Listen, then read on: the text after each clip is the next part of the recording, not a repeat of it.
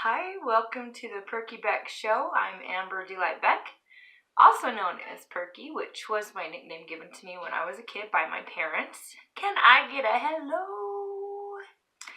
And lately I've been doing mukbangs because I love the idea of eating. Who doesn't, right? And I dressed nice, so it's like a date. We're on a date together. I even wore my best pearls. And I got a request from another YouTube channel they said, it's a beautiful mukbang. Next time you do a mukbang, could you please burp? And I was like, what? Is that something people do? So I've got my cream soda and I just plan to burp while I eat or something like that. John made these noodles. John's the cook in our family. I love to cook. I mostly love to bake foods like cookies and cake and that kind of stuff. But it's so not good for me. Like I have some tendency for diabetes. At least I had tendencies for gestational diabetes. I haven't had diabetes that I'm aware of since I had my kids.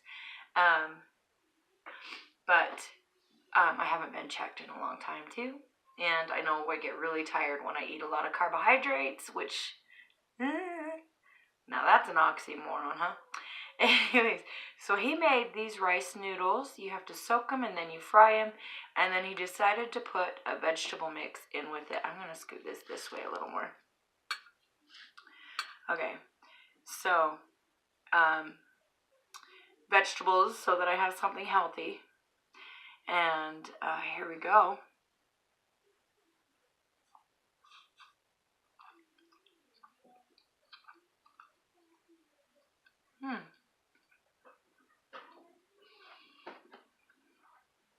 I'm in my room because my kids are like really noisy. I need to wipe my glasses down.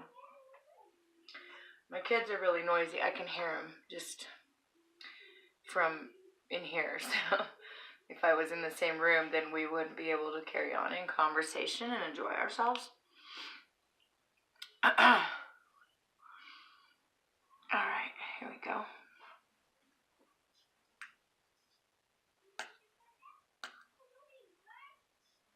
So these aren't very slurpy type of noodles.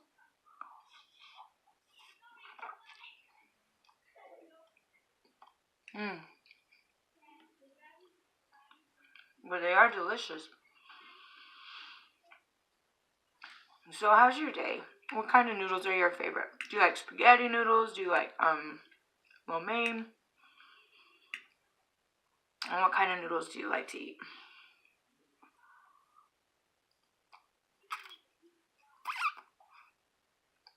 You don't want to slurp.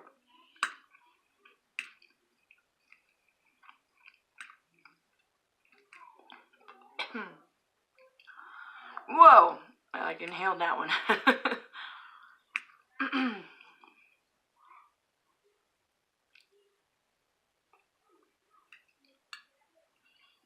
I like to do these mukbangs and have stories. Story time. But I also have read that people who do mukbangs, like they like it to be quiet so that people can hear the sound of the chewing and the slurping and the...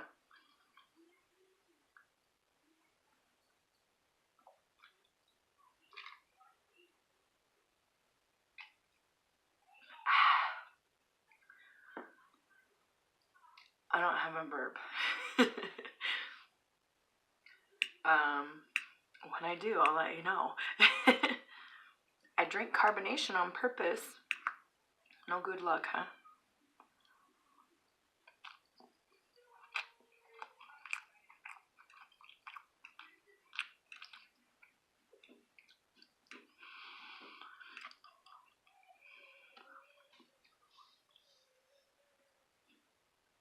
It's a big bowl. Big old bowl of noodles. Okay, I kind of wanted to talk about my music career and where it got started. When I was 4 years old, my mom, I think she must have heard me singing and thought that there was some potential.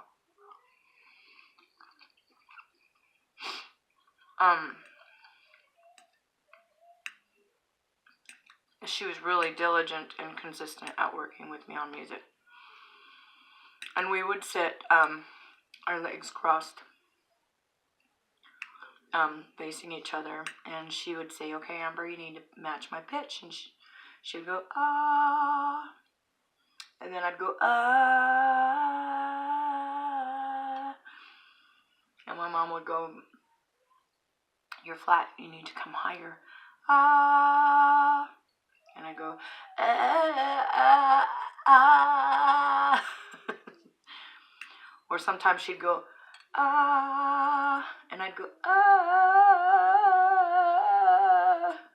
She'd be like, okay, you're sharp, you need to bring it down, ah. And finally I'm like, ah. Anyway, so, she worked on it with me, and it seemed like it was hours a day, and I'd want to go play outside and stuff. But she was fine-tuning my ear, and then there's 6 daughters she has.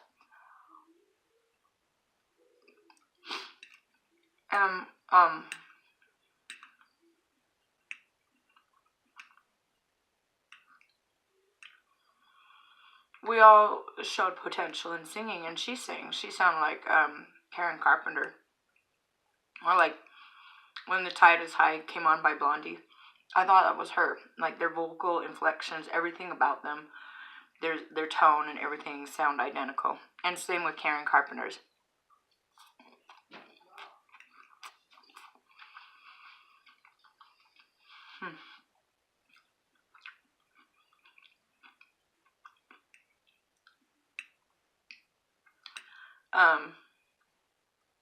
So I thought, that was my mom every time I'd hear it when I was really little.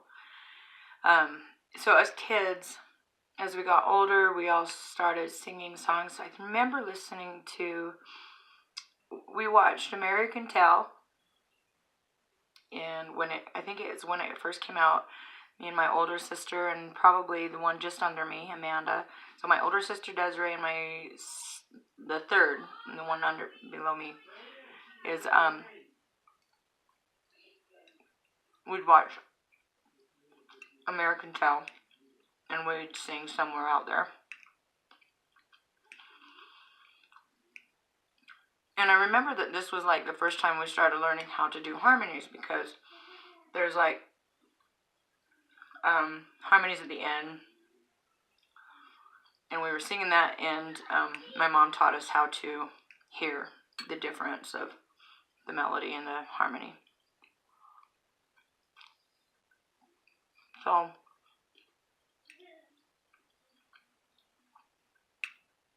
me and my sisters, we started out with that one.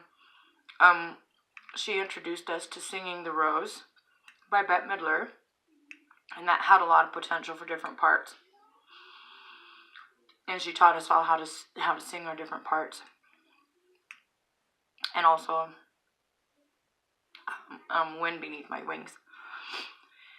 And because we had learned these songs, especially because these were our first songs, and because we had learned these songs and we knew how to sing it, and we were pretty on target as far as like pitch and everything when we sang, we started getting requests to sing at funerals. So we sang it.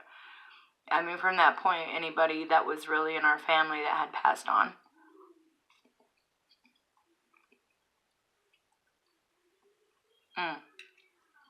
We would sing at the funeral.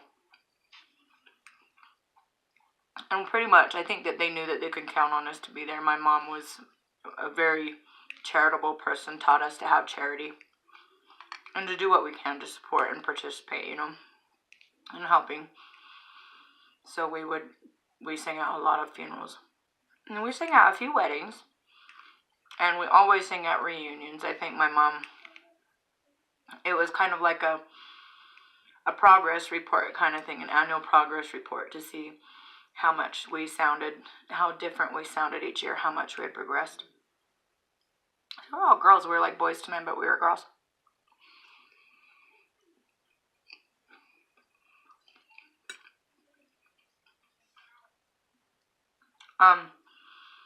So because my mom was really consistent with me and she worked with me like so many hours a day and so many, like every day almost, it taught me to keep that going inside of me. Like when she stopped doing that, I kind of carried it over. So I'd spend time in my room, just like alone in my room, singing songs, like belting out the stuff that was really, really hard to sing. And you could always hear me. Like, I'm sure the sisters, all the siblings who could hear me were like, oh my gosh, she's singing again. But I just didn't quit it. I didn't quit this thing. And I think if she hadn't instilled that into me when I was 4, I probably wouldn't have made that a discipline for myself.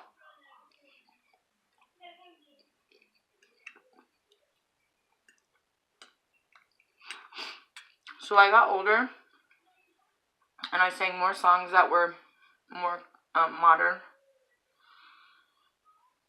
Celine Dion came out, and then I was like, I know who I want to be. And my voice has never, ever had the same capacity Celine Dion has, but she was always the goal. And I worked on that, I learned Cranberry songs, I learned songs from Les Mis. And all that stuff. But I was never in a successful band until like, when I was 27, I got into a band and it was pretty successful. It was me and then another lead singer, John Amador. He sounded like he did songs like White Wedding, and he sounded just like Billy Idol. I'm trying to think, we did I'll Be There For You. Is that Bon Jovi or Bryan Adams? And anyways, we killed it. We nailed it. It was awesome.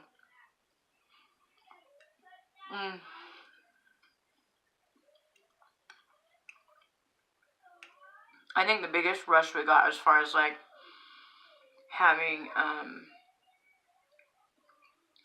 like promotion type stuff.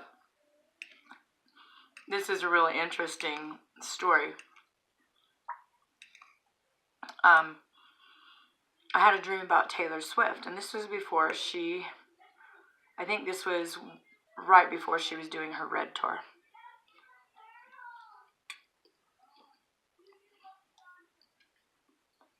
I had a dream that there was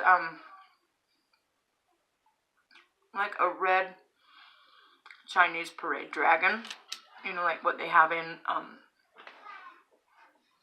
China, the parades, obviously, where there's people inside of it. Well, it's been a while, so I'm hoping I'm remembering all the details. There was this red dragon. It didn't have anyone in it, but it was moving. It was animated and came to life. And if I remember right, it was like menacing. Like it was bad.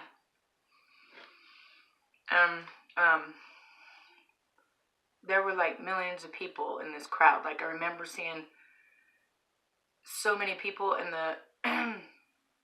the crowd seemed numberless. Like I couldn't count that much.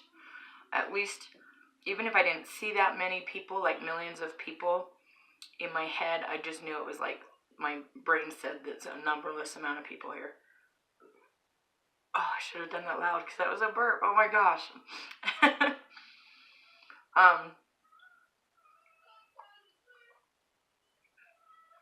And this menacing red Chinese dragon was just out of control. So, I'm just bring this closer. Taylor Swift shows up in this dream, like she's there, and she puts her hand up, and then she moves her hand down, and the way that she moves her hand, the dragon was able to, like it watched her and then did as she said. It mimicked her hand motion. And I thought that was amazing. I was like, oh my gosh.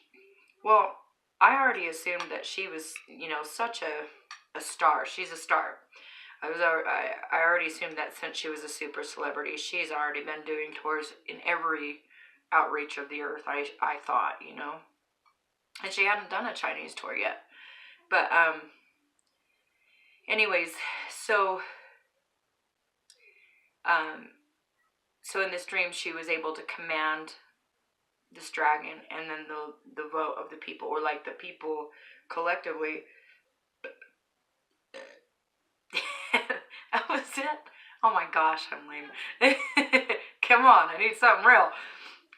The vote of the people were like just so astonished by her and just loved her because, like, I think they felt fearful of this dragon, like, because of how menacing it was. It wasn't evil, like, it wasn't murdering people or anything, but it was, you know, just kind of causing chaos, I think.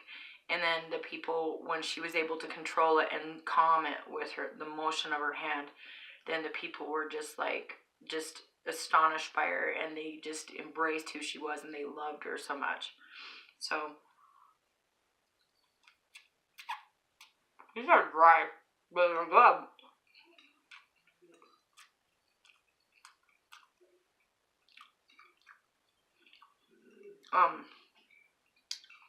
So I went on to Twitter.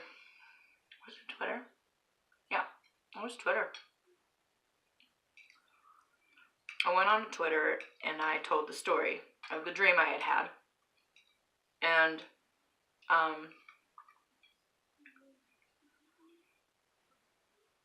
then somebody named Taylor Swift said something, like, responded and said, that's very nice.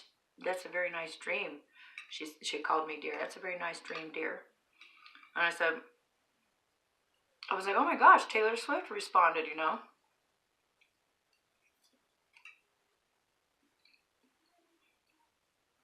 Well, I was such a moron. I came to realize how many people have an account named Taylor Swift. Like, how many people were trying to have an account to look like her account, and there was a lot. And I looked at the followers on her page, and there's like 2-digit number, like 50 or something, like 13. It wasn't a lot, and I was like, what? What the heck?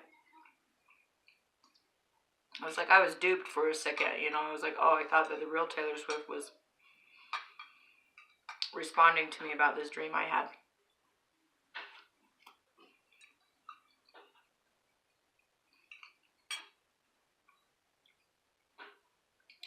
Then another person interjected on Twitter and said, don't be like, don't think that you were duped, because the real Taylor Swift was talking to you. That was really her. I was like, what?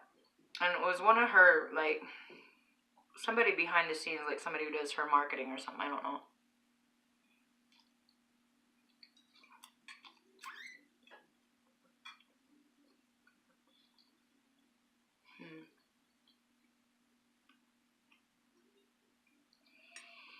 So I gave it another shot and listened, like, talked to her a little bit. And this representative or something just started responding to me. And just saying, this is why your dream caught her attention, because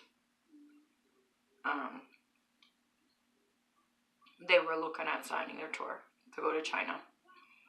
And her album was called Red. And they hadn't been official yet. They were telling me it was kind of on the down low or something like that. They weren't able to really reveal why, but there was some kind of, like, powerful meaning behind the dream. So I know now she hadn't gone to China yet, and then she had gone to China like a couple months after that had happened. So I think that maybe there was some kind of maybe premonition, but, like, I have a hard time thinking that I had a premonition of somebody like that, but it was really cool. So after that, then she kind of orchestrated us to go to LA and meet with Mike Precise, who's a person who's like somebody who represents MTV. And Eric Zuli, who's like the catalyst for getting to know celebrities in LA. We didn't know what we were doing. Never had anything like that happen before, so we were kind of like letting him, like carrying, like just being wherever we were told to go. And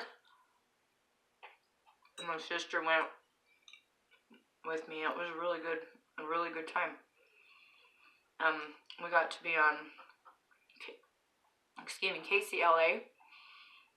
They played our stuff on the radio, and then had an interview with Mike, and then we played at Roscoe's Chicken and Waffles in this some kind of a Seabird Lounge or something like that, or some kind of, it was a lounge outside, like that was attached also to Roscoe's, and then they had live performers and jazz musicians and stuff come in. We got our pictures taken.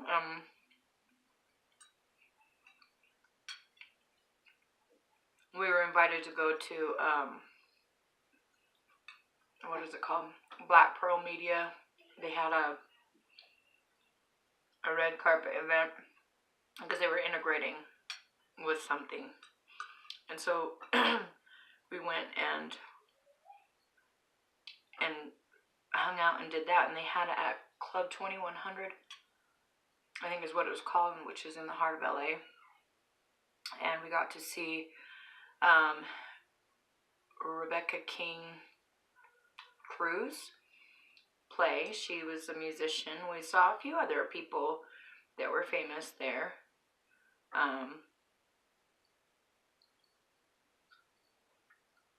Trying to remember. And we met Tina Michelle there, who is a radio personality, and like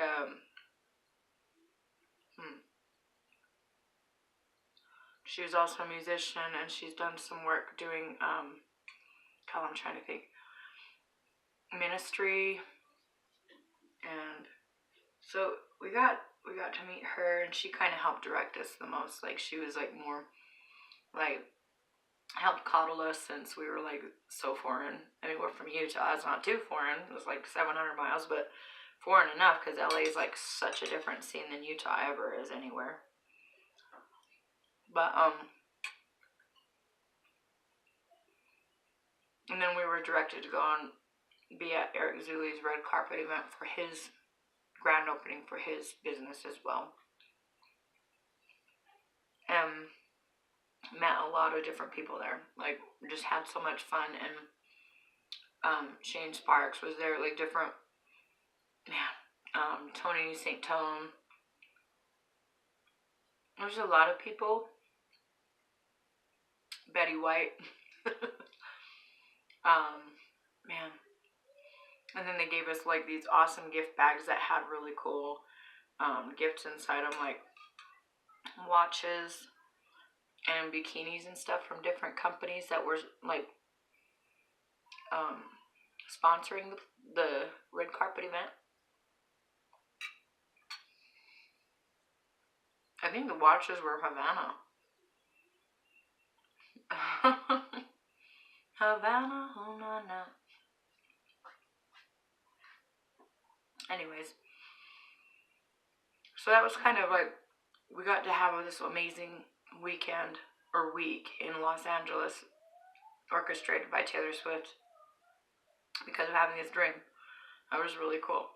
And I kind of relate that to all the effort of, like, I relate all the things that have happened to me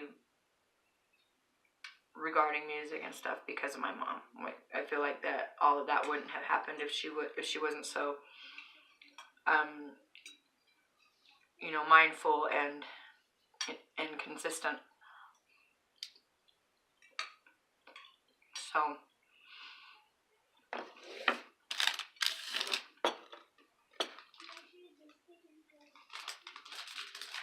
that was a really fun story, huh? Just some interesting things. This is my dessert. I had a chocolate one earlier, and now I'm having a cherry one.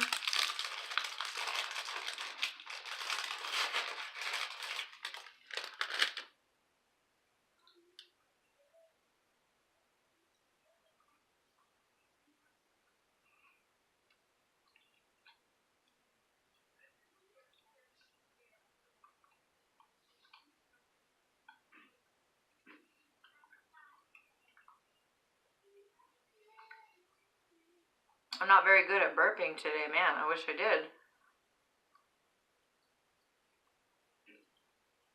My daughter Riley, she can burp like the alphabet. Not me, not so much. Like, I don't get really big, boisterous burps and stuff, so.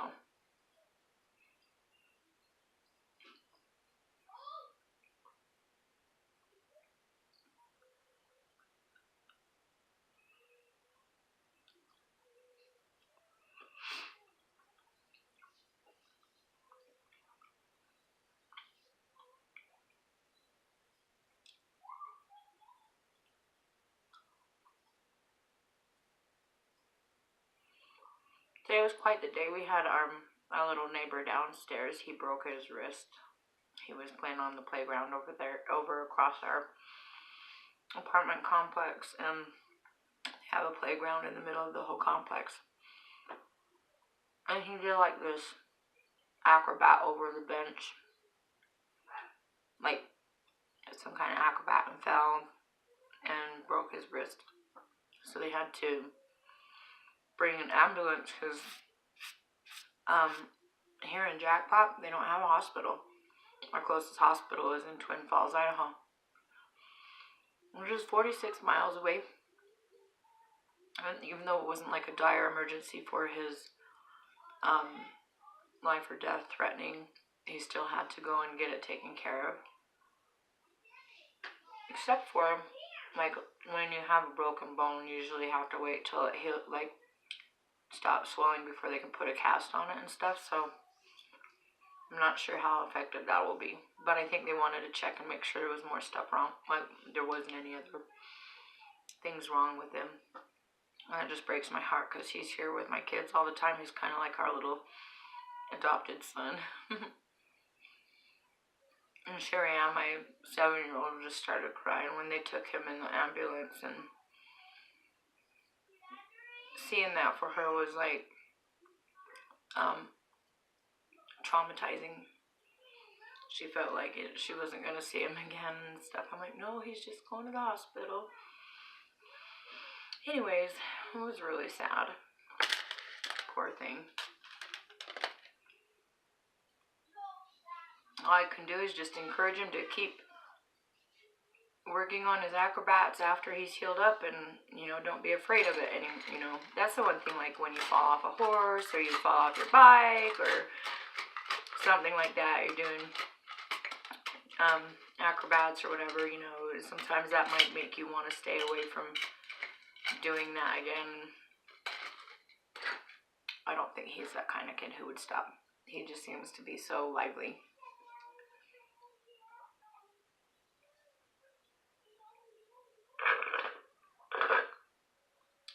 Well, I got it all. I love to eat ice. Like, I would rather eat that than any dessert.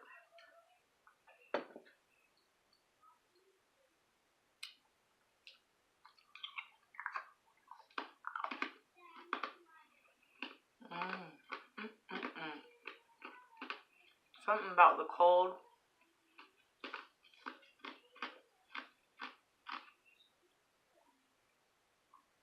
Did you hear that? and all of that just going down. It just feels so refreshing.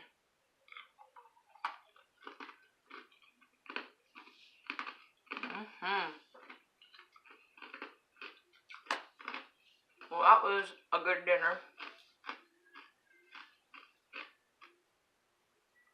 And a good story time. And I didn't have any good burps.